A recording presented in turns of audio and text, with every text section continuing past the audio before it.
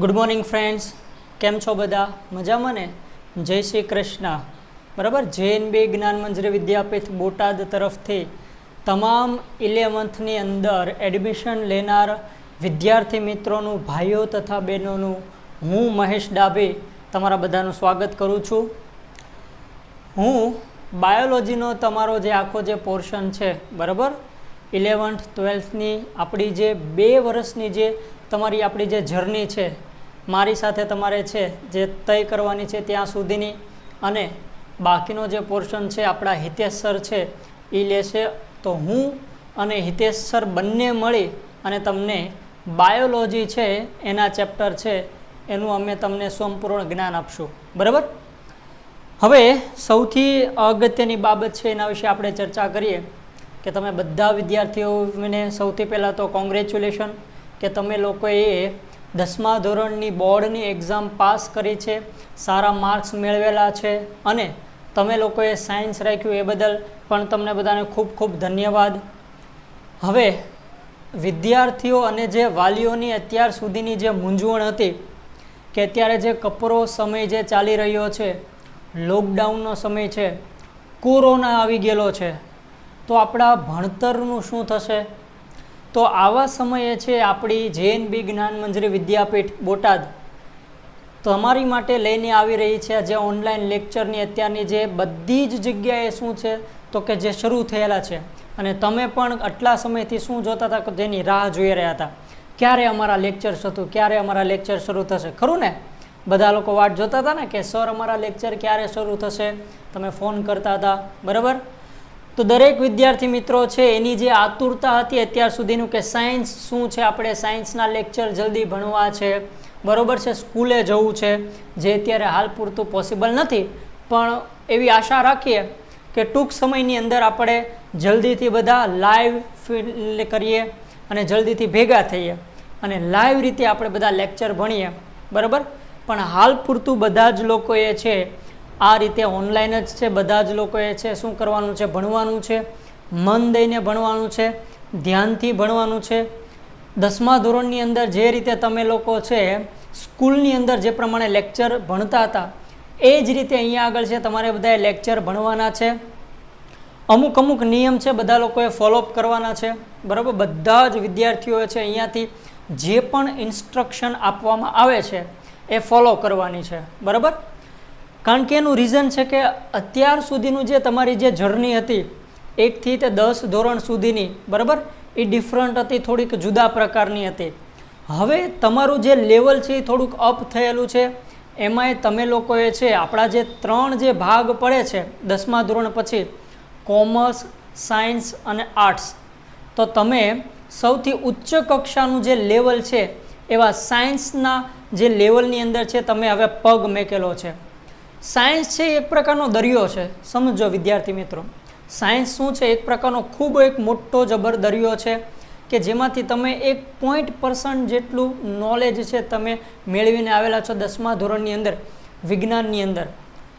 તો હવે આપણે એની અંદર વધારે પડતું ડીપમાં જવાનું છે. ઘણા બધા એવા તથ્ય છે, ઘણી બધી એવી રોચક જે બાબત છે એ આપણે ખૂબ ઊંડાણપૂર્વક સમજવાના છીએ. ઘણી બધી બાબત એવી પણ છે કે તમે જેનાથી અપરિચિત છો એવી વસ્તુ છે આપણે સમજવાના છીએ કે જે આશ્ચર્યચકિત પ્રમાણે એવી છે.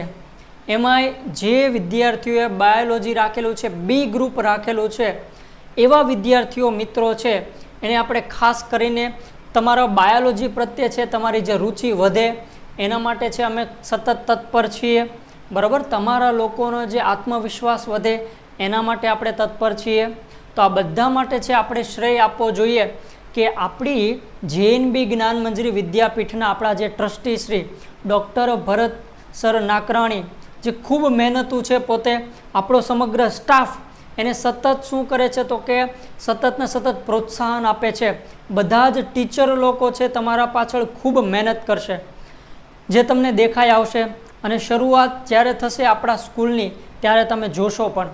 બરાબર, હવે આજે આપણે બેઝિક માહિતી છે એ મેળવવાના છીએ બાયોલોજી વિશે, અને ચેપ્ટર 1 છે આપણે શરૂઆત છે થોડુંક અમથું કરશું. બરાબર ને?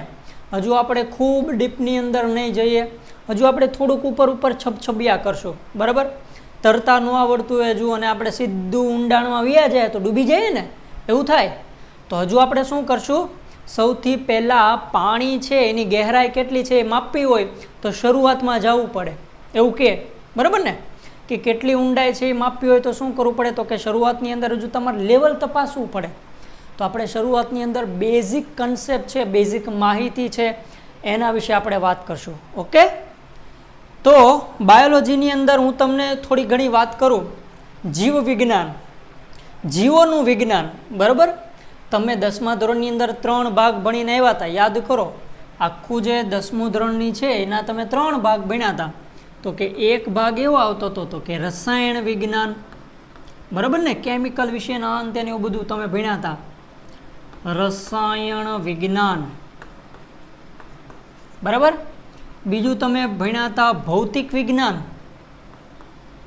યાદ છે ને, ભૌતિક વિજ્ઞાન. અને ત્રીજો પોર્શન 10મામાં તમારો હતો વિજ્ઞાનની અંદર એ હતો આપણો બાયોલોજીનો, બરાબર, જીવ વિજ્ઞાન,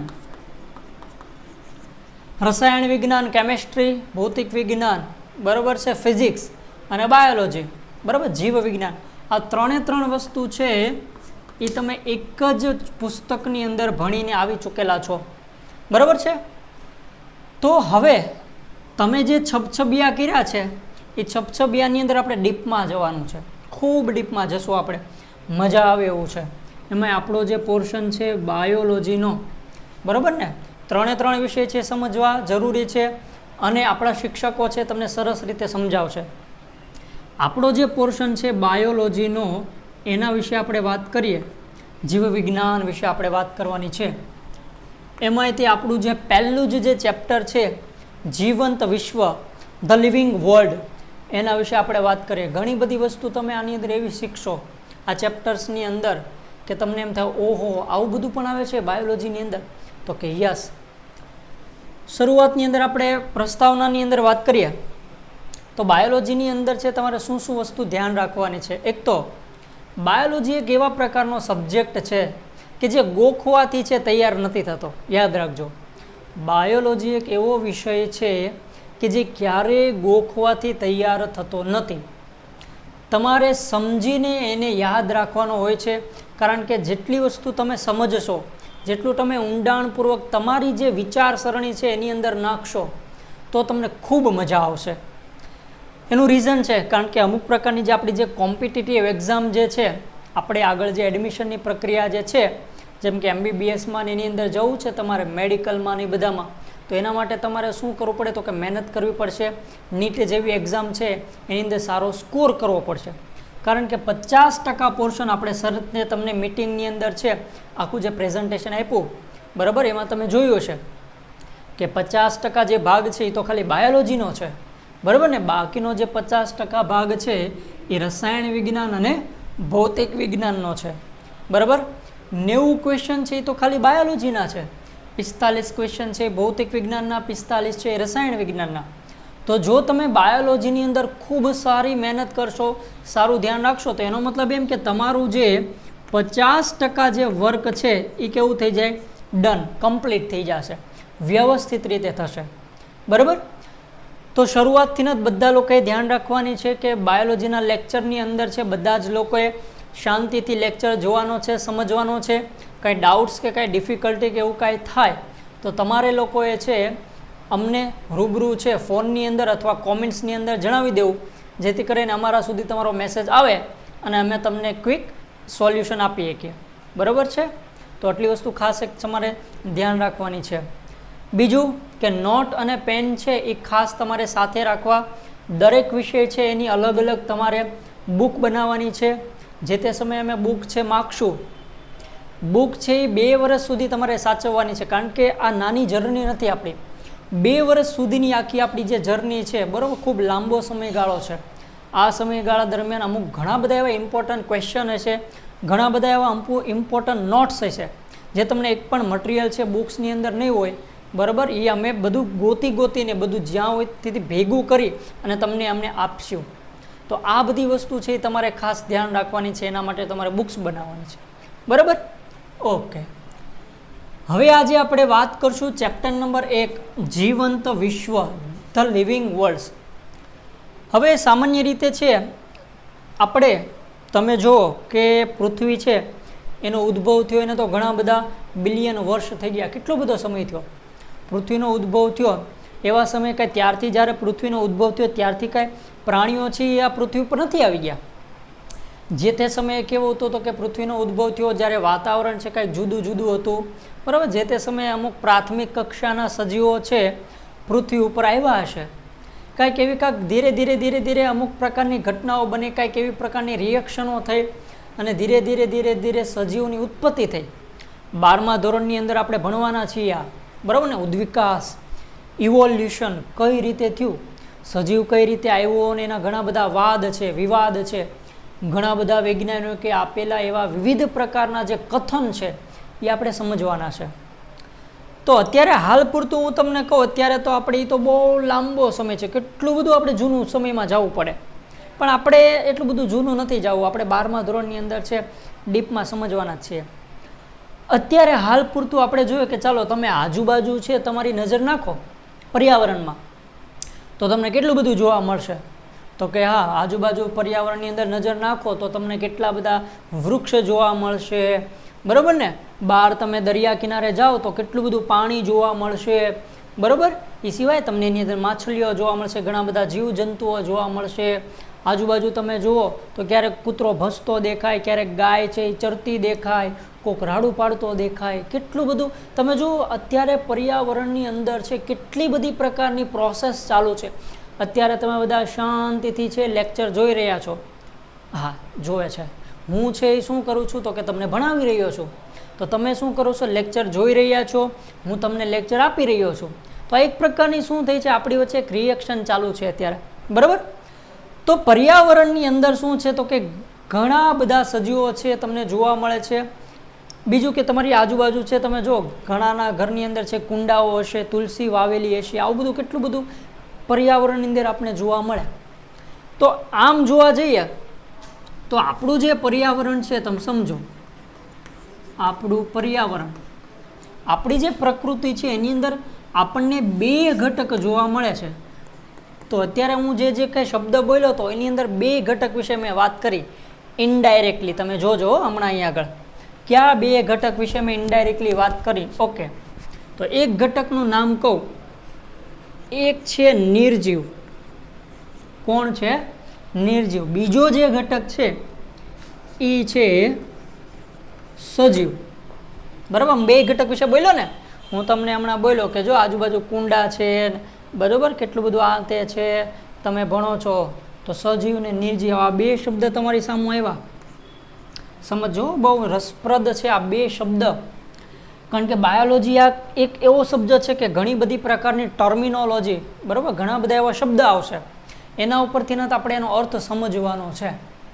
હવે આ 2 શબ્દ આવ્યા ને તો બધા લોકો એમ કહે સાહેબ અમને બધાને ખબર છે સજીવ કોને કહેવાય, નિર્જીવ કોને કહેવાય. એમ અમે તમે કહો એ રીતે અમે તમને વ્યાખ્યા આપી દઈએ, બરાબર. તો તમે એમ કહેશો. હવે આપણે તો બાયોલોજીની દ્રષ્ટિએ સમજવાનું છે ભાઈ, બરાબર. આપણે દેશી રીતે તો નથી સમજવું ને, આપણે કઈ રીતે સમજવાનું છે અહીંયા આગળ બાયોલોજીની દ્રષ્ટિએ સમજવાનું છે. ઓકે, ચાલો હું તમને એમ કહું કે નિર્જીવ આ એક શબ્દ આવ્યો તો નિર્જીવ છે એના જે લક્ષણ છે તો તમે કઈ રીતે સમજશો તો કે નિર્જીવ છે એની રચના, એના જે ગુણધર્મ છે, તમે એની રાસાયણિક દ્રષ્ટિએ, એની ભૌતિક વિજ્ઞાનની દ્રષ્ટિએ તમે સમજશો. ઉદાહરણ તરીકે ચાલો અહીંયા આગળ એક પંખો ફરે છે, બરાબર. પંખો ફરે છે તો બધાને ખબર આ પંખો ભલે ફરે છે પણ પંખો છે કેવો તો કે નિર્જીવ છે. ઓકે, તો કઈ રીતે ખબર પડી કે આ નિર્જીવ છે, પંખો છે નિર્જીવ છે, હું છે એ સજીવ છે, કૂતરું છે એ સજીવ છે, ઓલું વનસ્પતિ છે એ સજીવ છે. તો 2 એક પાતળી ભેદ રેખા આવી બંને શબ્દ વચ્ચે, નિર્જીવ અને સજીવ. તો આપણે ચોક્કસ એક લક્ષણ છે એને આધારે શું કર્યું તો કે સજીવ અને નિર્જીવ છે એના વચ્ચેનો ભેદ શું કર્યો, જુદો તાર્યો કે આને નિર્જીવ કહેવાય અને સજીવ કહેવાય. એમ નિર્જીવ છે એના એક ચોક્કસ લક્ષણો હોય છે કોઈ તો કે બધાને ખબર છે. ચાલો નિર્જીવ શું ધરાવે, ચોક્કસ એક લક્ષણો ધરાવે છે. તો એનો મતલબ એવો થયો કે સજીવ પણ શું ધરાવે છે, કોઈ ચોક્કસ લક્ષણ ધરાવે છે. ચાલો જુદું પાડીએ. ચોક્કસ લક્ષણો ધરાવે છે. બરાબર, ચાલો જોઈએ. હવે બધાને ખબર છે કે નિર્જીવ છે એ કોઈ દી બોલે નહીં. બરાબર, નિર્જીવ છે એ હલનચલન ન કરે, નિર્જીવ છે એ પ્રચલન ન કરે. જો અમુક અમુક બે શબ્દ બોલ્યો પાછો, અમુક અમુક ઘણા બધા એવા શબ્દ આવશે તમારા પાસે તફાવત સ્વરૂપે યાદ રાખવાના. બુકવાળા શું કરશે? આ રીતે આમ એક ફકરો મેકી દે હે, બરાબર, સરસ મજાનો ફકરો છાપી માર્યો હોય અને એ તમારે વાંચી જવાનો હોય, સાહેબો ભણાવીને વ્યા જાય. પણ આટલા એવા ફકરાની અંદર ઘણું બધું છુપાયેલું હોય છે જે તમારે છે એ છૂટું પાડવાનું છે. કઈ રીતે છૂટું પાડવાનું છે એ આપણે શીખશું. ઉદાહરણ તરીકે અવડા એવા ફકરાની અંદર છે એક મસ્ત મજાની લાઈનો આપી હોય તો એમાં તફાવતે છુપાયેલો હોય, એની અંદર MCQ છુપાયેલો હોય, બરાબર, એની અંદર ખાલી જગ્યાએ છુપાયેલી હશે, એની અંદર જોડકણા છુપાયેલા હશે. તો આ બધી વસ્તુ છે એ તમારે શું કરવાની છે? આપણે જાતે છે તારવતા શીખવાની છે. બરાબર, બી સ્માર્ટ, આપણે સ્માર્ટ બનવાનું છે. હવે જે ગધા મજૂરી કરતા હતા તમે અત્યાર સુધી, બરાબર ને, હાર્ડવર્ક એ બધું બંધ કરવાનું છે. આપણે બી સ્માર્ટ વર્ક કરવાનું છે. અને તમે આપણી સ્કૂલનું આ વર્ષનું રિઝલ્ટ જુઓ, બરાબર, તમારા જે સિનિયર લોકોના સિનિયર જે છે તો એ લોકો કેટલું સરસ મજાનું રિઝલ્ટ લાવેલા. તો રિઝલ્ટ આમ કાંઈ આવે ન આવે, તમારે મહેનત કરવાની છે. અમે જે પ્રમાણે વર્ક આપીએ નિયમિત કરતા રહેવાનું છે. બરાબર ને? ઓકે, ચાલો આપણે પાછી ગાડી અહીંયા લાવી નાખીએ. સજીવ અને નિર્જીવ વિશે આપણે વાત કરીએ છીએ. બરાબર, તો નિર્જીવ છે એના ચોક્કસ લક્ષણ છે, એની અંદર જીવ નથી. એમ તો જો અહીંયા જીવ એવો શબ્દ એવો પાછો, તો કે સજીવ છે. તો સજીવ કોને કહેવો? તો કે સજીવ છે એને કહેવાય કે જેની અંદર એક ચોક્કસ લક્ષણ છે. સૌથી અગત્યનું તો કે જીવ ધરાવે એને હું સજીવ કહું. કોને કહું? સજીવ એટલે શું? તો કે જીવ ધરાવે એને શું કહેવાય? સજીવ કહેવાય.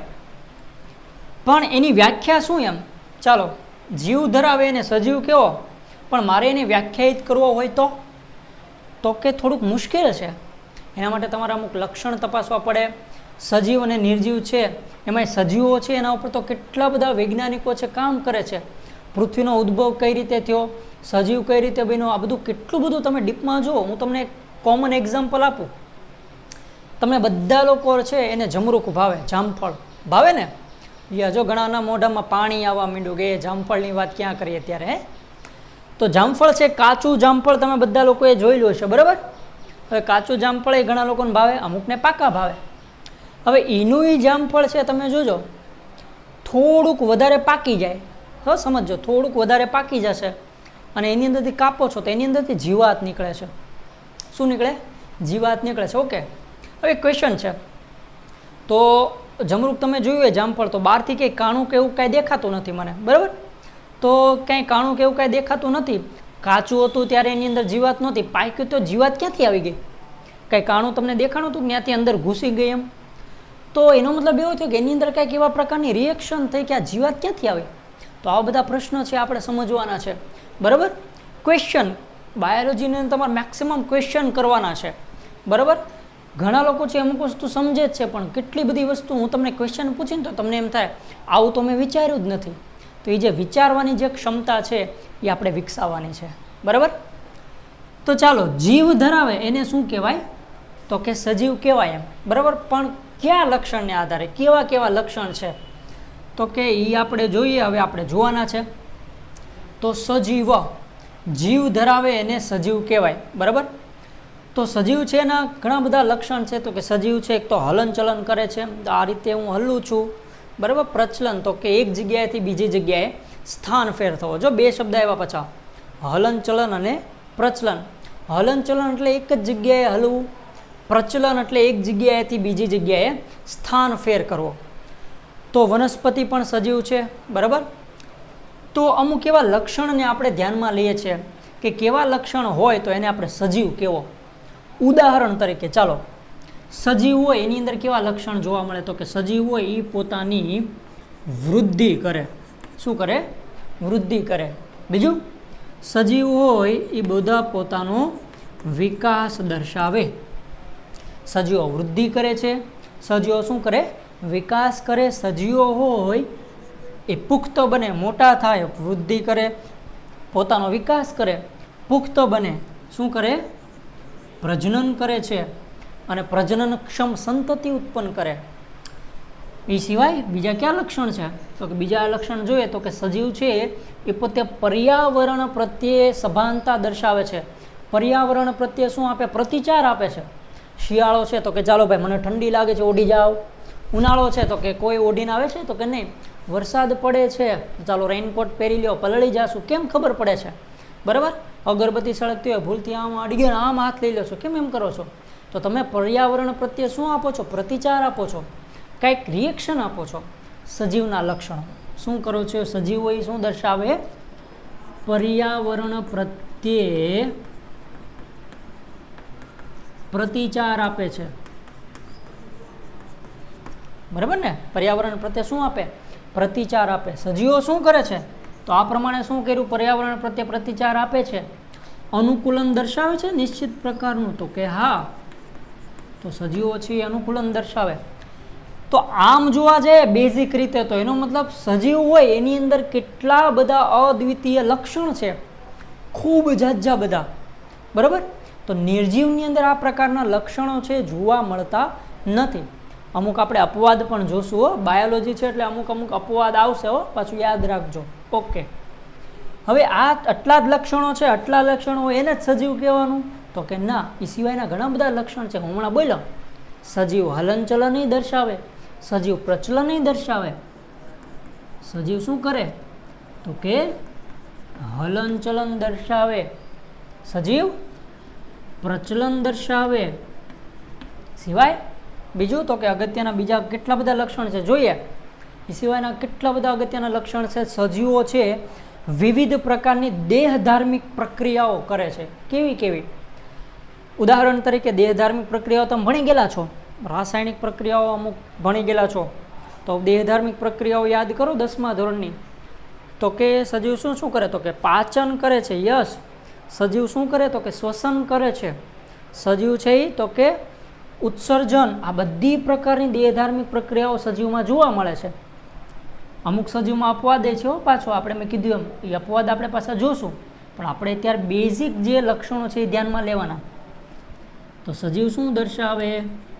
તો કે જે લોકો સજીવ હોય એ દેહધાર્મિક પ્રક્રિયા, કેવી કેવી દેહધાર્મિક પ્રક્રિયાઓ દર્શાવે. કેવી કેવી દેહધાર્મિક પ્રક્રિયાઓ દર્શાવે છે?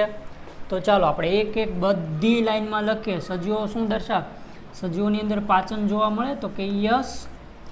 પછી સજીવોની અંદર શ્વાસોશ્વાસની ઘટના થાય તો કે યસ, શ્વસન.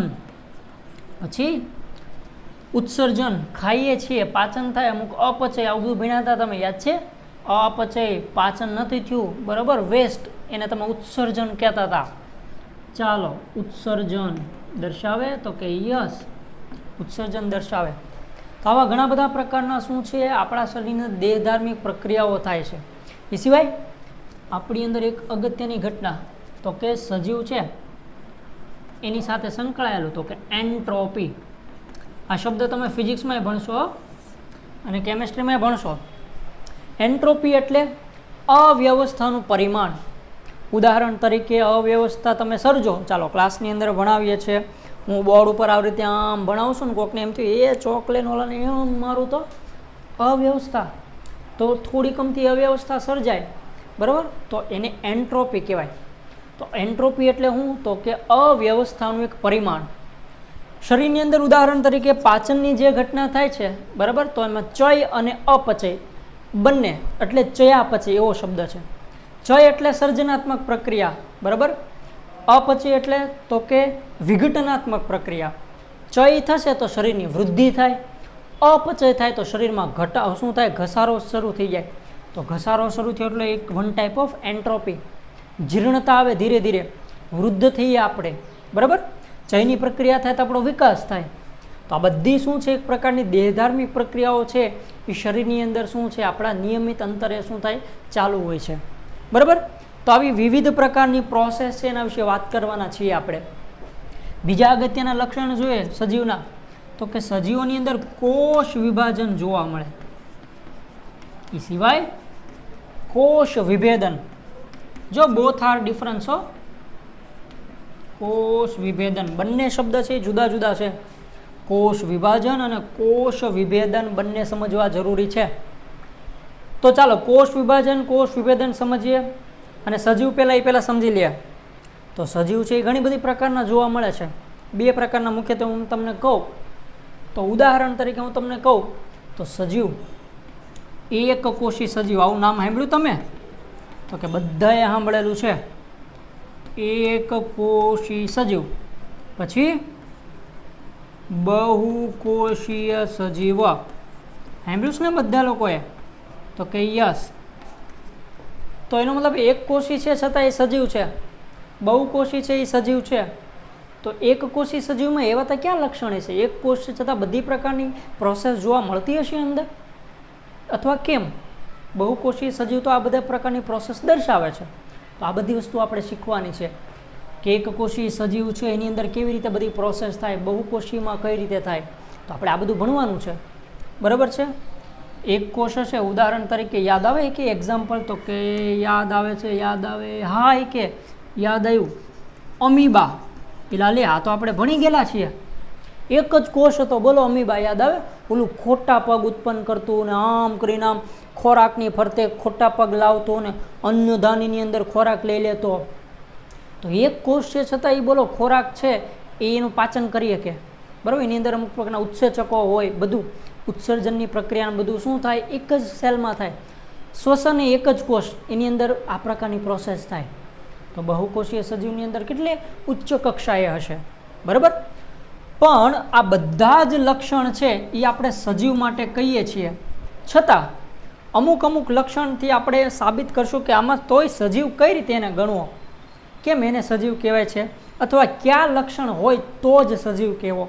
આ બધી વાત છે એના વિશે આપણે ચર્ચા કરવાના છીએ, બરાબર? નેક્સ્ટ લેક્ચરની અંદર આપણે આ બધા વિશે શું કરવાના? ચર્ચા કરીએ.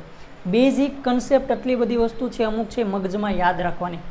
ચાલો આપણે કોષ વિભાજન કોષ વિભેદન વિશે વાત કરતા હતા. તો કોષ વિભાજન એટલે હું ઉદાહરણ તરીકે આ એક કોષ છે. ચાલો ઉદાહરણ તમે અમીબા જોયું હતું, બરાબર? તો અમીબા છે, એક અમીબામાંથી બે અમીબા બન્યા. તો આ શું કહેવાય? આને કહેવાય કોષ વિભાજન. બધા લોકોને યાદ છે કોષ વિભાજન વખતે કઈ ઘટના થાય? તો કે સૌથી પહેલાં તો કોષ કેન્દ્ર હોય ને, આ કોષ કેન્દ્રનું વિભાજન થાય, બરાબર? શું થાય? કોષ કેન્દ્રનું વિભાજન થાય. બધાને યાદ છે ને કોષ કેન્દ્ર છે એ આખા કોષ છે એનું સંચાલન કરે છે. તમે ભણીને આવી ગયેલા છો, બરાબર? કોષ કેન્દ્રનું વિભાજન થાય, પછી કોષ રસનું વિભાજન થાય. આ રીતે એમાંથી બે કોષ બન્યા. તો એક કોષમાંથી બે બન્યા, બેમાંથી ચાર બન્યા. તો એ જે ઘટના છે એ કોષ વિભાજન છે. એનો મતલબ કોષ વિભાજનથી શું થાય? કોષોની સંખ્યામાં વધારો થશે. શું થશે? કોષોની સંખ્યામાં વધારો થશે, બરાબર? તો કોષ વિભેદન એટલે શું ભાઈ? તો સમજીએ આપણે. તો કોષ વિભેદન એટલે એવી ઘટના કે કોષ વિભાજનને પરિણામે, સમજો ખાસ, કોષ વિભેદન એટલે કોષ વિભાજનને પરિણામે કોષો સતત વિભાજન પામે. કેટલા બધા? તો કોષો ભેગા મળીને રચના કરશે પેશી. તો આ તમે બધું સાંભળેલું છે. કોષો બધા ભેગા મળીને શેની રચના કરે? તો કે યસ, બધા કોષો ભેગા મળી પેશી બનાવે. પેશી ભેગા મળીને શું બનાવે? અંગ બનાવતું. તો યાદ હોય તો અંગ છે એ અંગતંત્ર. આવું યાદ છે ને, બરાબર? પેશી, કોષો, કેટલા બધા કોષો ભેગા મળે, પેશી બની, અંગ બન્યું, અંગતંત્ર બન્યા. એમાંથી શું બને? એક આખો સજીવ બને. તો એનો મતલબ એવો થયો કે કોષો છે એ કાર્યને અનુલક્ષીને વહેંચણી પામે છે. વ્યાખ્યામાં યાદ રાખો, શું? કોષોની કાર્યને અનુલક્ષીને થતી વહેંચણીને શું કહેવાય? કોષોનું વિભેદન. એટલે જો શું થયું? કોષ વિભાજન પામ્યા, એમાં અમુક કોષ નક્કી કરશે શું કે આ પ્રકારની જે પેશી બની એમાંથી મારે હાથ બનાવવાનો, અમુકને પગ બનાવવાનો, અમુકને આંખ બનાવવાની, અમુકને પાચન તંત્ર બનાવવાનું, અમુકને શ્વસન તંત્ર બનાવવાનું, અમુકને ઉત્સર્જન તંત્ર બનાવવાનું. તો શું થયું? કોષ વિભાજનને પરિણામે કોષો સતત વિભાજન પામ્યા. એના પરિણામે શું થયું, ઘણા બધા કોષો છે એ વિભાજન પામ્યા અને જે તે કોષો ભેગાથી પેશી બનાવી, કાર્યને અનુલક્ષીને શું થયા, વેચાઈ ગયા. જે તે સમયે યાદ કરો તો 10મા ધોરણમાં તમે પ્રજનનનો ચેપ્ટર ભણ્યા છો. એક શુક્રકોષ આવે, એક અંડકોષ આવે, એન બંને જોડાય, ફલિતાંડ બને 2n. તો એક ફલિતાંડમાંથી આપણે આવડા મોટા સજીવ બની જાય છીએ, બરાબર. તો વિચાર કરો, એક જ જે ફલિતાંડ છે એમાંથી આપણે આખા સજીવ બન્યા, હાથ બન્યા, પગ બન્યા, વાળ બન્યા, આંખ બની, કાન બન્યું, નાક બન્યું. તો કેવી રીતે થયું? તો કે ત્યાં કાર્યને અનુલક્ષીને વહેંચણી થઈ. તો એને શું કહેવાય? કોષ વિભેદન, બરાબર. તો અમુક વસ્તુ કેટલી બધી આવી આવશે કે જે તમારી ટેક્સ્ટ બુકની અંદર આપેલી હશે નહીં, પણ એને આપણે ઊંડાણપૂર્વક સમજવાની છે. કારણ કે આપણે જે એક્ઝામ દેવાના છીએ, કોમ્પેરેટિવ એક્ઝામ, આપણે જેટલી પણ એક્ઝામ જે છે, બરાબર, અઘરી એક્ઝામ બધા એવું કે, પણ એવું કાંઈ ન હોય. પૂરતું તમે ધ્યાન આપો, બરાબર, લેક્ચર્સની અંદર ને એવી રીતે, તો કોઈ પણ એક્ઝામ છે તમે ક્રેક કરી એકવાની ક્ષમતા ધરાવો છો. હા, પણ પાછી પોતે મહેનત કરવી પડે ને, બરાબર. તો આપણે અહીંયા સુધી છે પ્રસ્તાવના છે રાખીએ છીએ. હવે આપણે નેક્સ્ટ લેક્ચર છે એની અંદર આપણે સજીવના વિવિધ પ્રકારના એક ગુણધર્મ સમજતા જશું. તો એ લક્ષણ છે એના આધારે આપણે સજીવને સજીવ કહેવાય કે ન કહેવાય, કે એનું લક્ષણ કહેવાય કે નહીં, આ બધી વસ્તુ છે એના વિશે આપણે ચર્ચા કરશું, બરાબર. તો ખાસ હવેના લેક્ચર, હવેથી આપણા જે ચેપ્ટર શરૂ થશે બધા જ વિષયના, એની અંદર છે બધા જ લોકોએ ધ્યાનથી લેક્ચર જોવાના છે, સમયસર જોવાના છે, સૂતા નથી જોવાના, બરાબર, બેઠીને જોવાના છે. ક્લાસરૂમની અંદર જોતા હોય એ જ રીતે ભણવાનું છે, ધ્યાનપૂર્વક ભણવાનું છે. લેક્ચર શરૂ હોય ને કોઈક બોલાવે એ ભાઈ તો એમ ધ્યાન નથી રાખવાનું, અહીંયા જ ધ્યાન રાખવાનું છે, બી ફોકસ કરવાનું બધા લોકોએ, બરાબર છે. બાકી સેફ રહ્યો, બરાબર, તમારું ધ્યાન રાખો, બરાબર. તમારા માતા પિતાએ જે સપના જોયેલા છે એને સાકાર કરો, બરાબર, એવી અપેક્ષા છે. જય હિન્દ, જય ભારત. મળીએ નેક્સ્ટ લેક્ચરની અંદર.